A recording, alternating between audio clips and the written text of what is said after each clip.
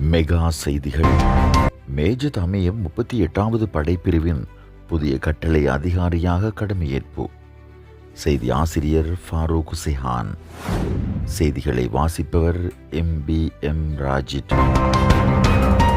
மட்டக்களப்பு தேசிய மாணவர் படை அணியின் 38வது படைப்பிரிவின் புதிய கட்டளை அதிகாரியாக மேஜர் KM தமீம், பணிப்பாளர் மேஜர் ஜெனரல் APCR பிரேமதிலக் அவர்களின் பணிப்புரைக்கமைய லெப்டினன்ட் கேர்னல் P அருணசாந்த முன்னிலையில் பொறுப்பேற்றுக் கொண்டார்கள்.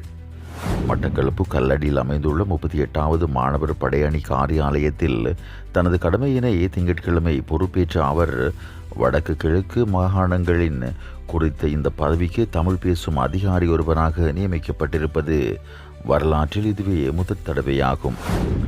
இந்த நிகழ்வில் படைப்பிரிவின் அதிகாரிகள், நிரந்தர உத்தியோகத்தர்கள், மட்டக்களப்பு போலீஸ் அதிகாரிகள், கல்முனை கடற்படை பிரிவின் கடற்படை அதிகாரிகள் மற்றும் குடும்பத்தினர் என பலரும் கலந்திருந்தனர். மெகா செய்திகள் கேட்டீர்கள். மெகா தொலைக்காட்சி என்றும் உங்களோடு.